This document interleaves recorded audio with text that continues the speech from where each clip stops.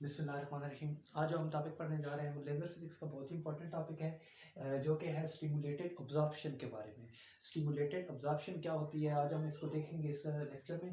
तो स्टार्ट करते हैं। An atom in lower energy level E1 में absorb the incident photon and jump to the excited state E2 as shown in figure। तो सबसे पहले क्या होता है कि ये हमारे पास दो एनर्जी लेवल्स हैं, एक का नाम है E1 और एक का नाम है E2। तो हम क्या करते हैं कि एक फोटॉन इंसिडेंट करवाते हैं इस जो है एटम पे। ठीक है, तो सबसे पहले ये हमारे पास एक ग्राउंड स्टेट में हमारे पास एक एटम है।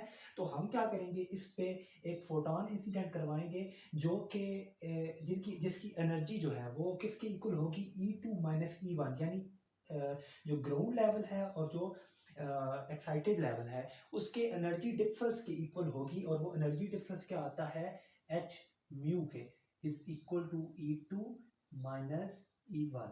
तो ये हमारे पास उसकी एनर्जी होगी जो हमने फोटॉन इस पे इंसिडेंट करवाना है।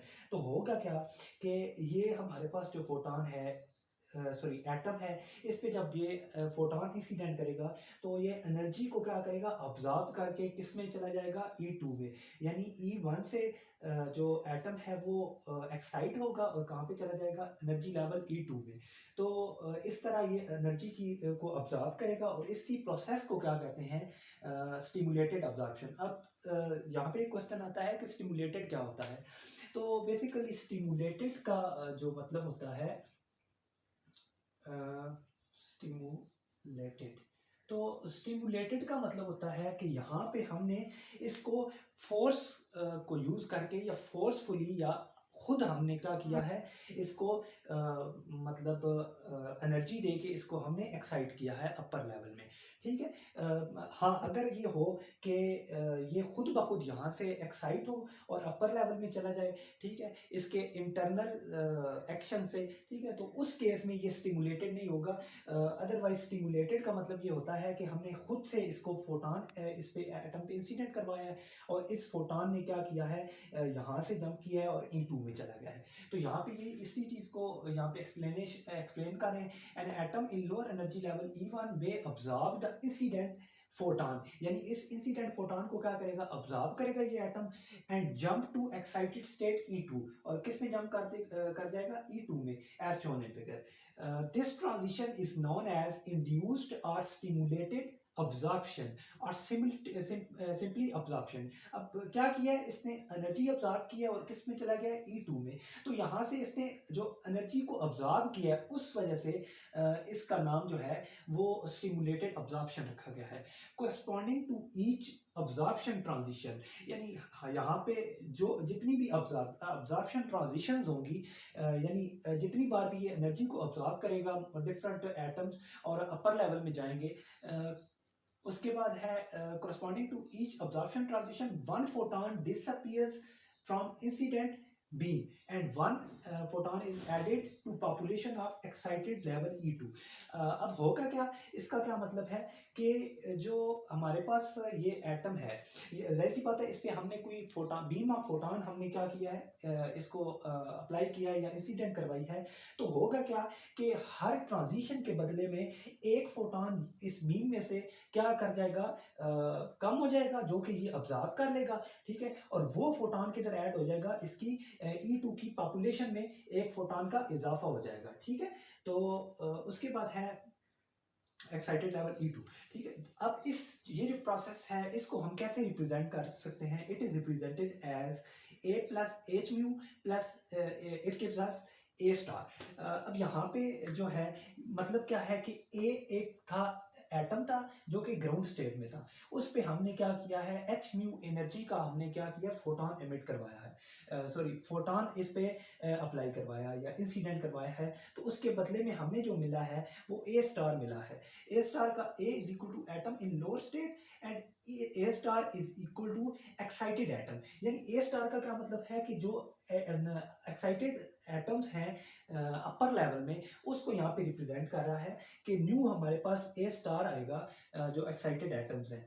तो यहाँ तक था। उसके बाद नेक्स्ट हम देखेंगे अगले सेक्शंस के अंदर मजीद इस टॉपिक्स के बारे में। जी, तो इसके बाद है the number of atoms per unit volume that makes upward transition from lower level to higher level per second is called rate of upward transition। यानी एक सेकंड में जितने एटम्स लोअर लेवल से अपर लेवल में transition करते हैं, यानी jump करते हैं लोअर लेवल E1 से E2 में, तो उस रेट को क्या कहते हैं हम, रेट ऑफ अपवर्ड ट्रांजिशन कहते हैं। ठीक है, तो जो कि इसका एक्सप्रेशन है R absorption is equal to minus T N one over D T. ठीक है, तो ये इसका एक्सप्रेशन है रेट ऑफ अपवर्ड ट्रांजिशन का। अब आप देख रहे होंगे कि यहाँ पे ये नेगेटिव का साइन आया हुआ है। अब नेगेटिव का साइन का इंडिकेट करता है कि where negative sign indicates decrease of population at E1, यानी नेगेटिव साइन हमें ये बता रहा है कि यहाँ पे जो ग्राउंड लेवल की पॉपुलेशन है वो क्या हो रही है, डिक्रीज हो रही है, जिसकी वजह से यहाँ पे नेगेटिव साइन अराइज हो गया है।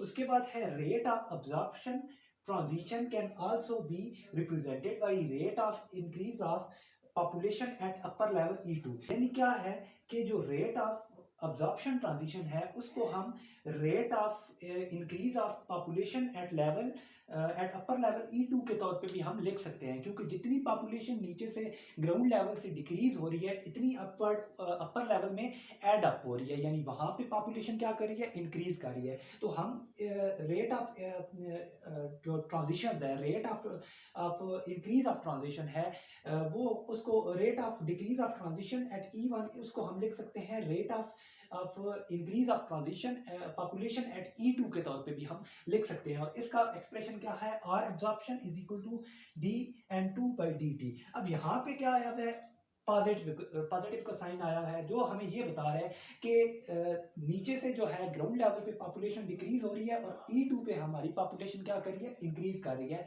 एटम्स की।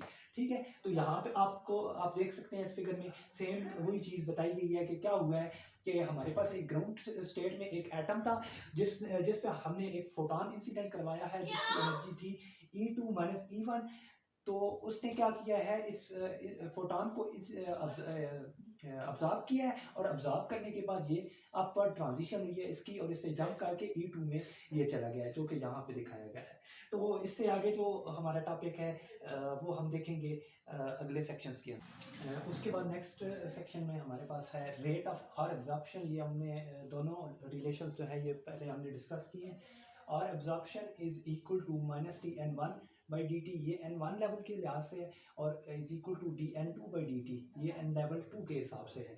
ठीक है, उसके बाद now we can say that हमारे पास रेट ऑफ एब्जॉर्प्शन जो होता है वो डायरेक्टली प्रोपोर्शनल होता है N1 के, यानी population of atoms in N1 and rate of absorption is directly proportional to rho of V, where rho of V हमारे पास क्या है, एनर्जी डेंसिटी है, जो कि है number of photons per unit volume, यानी यूनिट वॉल्यूम में जितने नंबर ऑफ फोटॉन्स होंगे उसको हम क्या बोलते हैं, एनर्जी डेंसिटी। तो जो रेट ऑफ एब्जॉर्प्शन है वो N1 के डायरेक्टली प्रोपोर्शनल है और एनर्जी डेंसिटी के डायरेक्टली प्रोपोर्शनल है।